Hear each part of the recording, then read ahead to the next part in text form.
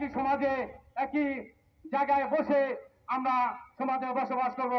আমাদের ভিতরে কোনো সংঘাত, আমাদের ভিতরে কোনো দ্বন্দ্ব, আমাদের ভিতরে কোনো ষড়যন্ত্র, আমাদের ভিতরে কোনো রেষারেষি এগুলো থাকবে না।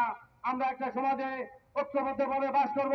ভ্রাতৃত্ব বন্ধনের মাধ্যমে আমাদের ভালোবাসা, প্রেম আমাদের ভিতরে সমাজের ভিতরে থাকবে। কিন্তু বাংলাদেশে আমরা কি দেখছি?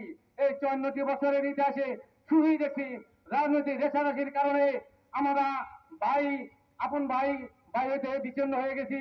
সমাজে আমাদের দেখলে যাদের সাথে দেখা হয় রাজনৈতিক কারণে তাদের কাছ থেকে আমরা বিচ্ছিন্ন হয়ে গেছি। সমাজে যাদের সাথে আমরা একসাথে বসবাস করি রাজনৈতিক কারণে আমরা একে অপরের মুখ দেখি না। সমাজে যাদের সাথে আমাদের আত্মীয়তা শুধু রাজনৈতিক কারণে আমরা বিচ্ছিন্ন হয়ে পড়েছি। ভাইয়ের আমার, এটা কিন্তু একটা দেশে শান্তি এনে আনতে পারে না। আপনারা ইতিমধ্যে লক্ষ্য করেছেন সারা বাংলাদেশের যে প্রতিটি ইউনিয়নে জাতীয় পার্টির যে গণজোয়ার সৃষ্টি হয়েছে, আমি মনে করি এই দত্তপাড়া ইউনিয়নের যে প্রতিটি জনগণ তাদের চৈতন্য জাগ্রত হবে, তাদের ভুল বুঝতে পারবে, এই সত্যের পথে এই সঠিক পথে এসে এই গোলাপ ফুল প্রতীকে ভোট দিয়ে একটি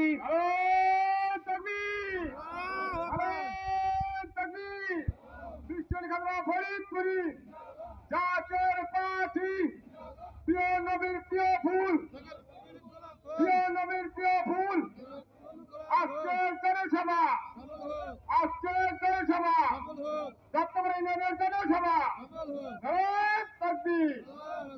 আমরা চাই আমাদের চারিপাশে যারা বসবাস করেন সবাই, আমার পাড়া প্রতিবেশী সবাই, আমাদের আত্মীয় স্বজন, আমরা কাঁধে কাঁধ মিলিয়ে ঐক্যবদ্ধ হয়ে এদেশকে পুনর্গঠিত করতে, এদেশকে সুখী সমৃদ্ধ করতে, যেই 54 বছরের যে আমরা ক্ষমতার অন্তদ্বন্দ্ব আমরা দেখেছি, আমরা সেটা আর চাই না। কি বলেন? আমরা সেটা আর চাই না। আমরা কাঁধে কাঁধ মিলিয়ে সমাজে আমরা বসবাস করতে চাই। আমাদের ভিতরে আর কোনো দ্বিধা দ্বন্দ্ব থাকবে না। ভাইরা আমার, সামনে জাতীয় নির্বাচন, সেই জাতীয় নির্বাচনে আপনারা আপনাদের সুচিন্তিত রায় দিবেন এবং এই সত্যের পথে, কল্যাণের পথে, এই সুন্দরের পথে, সৌন্দর্যের প্রতি গোলাপ ফুলের পক্ষে আপনারা আপনাদের রায় দিবেন।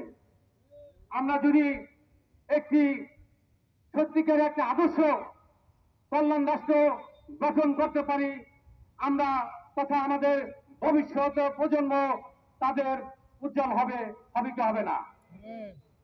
যাই হোক, আমি আমার বক্তব্য দীর্ঘায়িত করব না। আমি আপনাদেরই সন্তান, আপনাদের ঘরের সন্তান। আমি আপনাদের কাছে দোয়া ও সমর্থন চাই। আগামী ত্রয়োদশ জাতীয় নির্বাচনে আপনারা গোলাপ ফুলের পক্ষে রায় দিবেন। আমরা আর করব না ভুল, আমাদের মাথা গোলাপ ফুল। আমরা আর করব না ভুল, আমাদের মাথা হলো গোলাপ ফুল, আমাদের পবিত্র প্রতীক গোলাপ ফুল। আমি আপনাদের সকলের দীর্ঘায়ু ও সুস্থতা কামনা করে আমি আমার বক্তব্য এখানে শেষ করছি।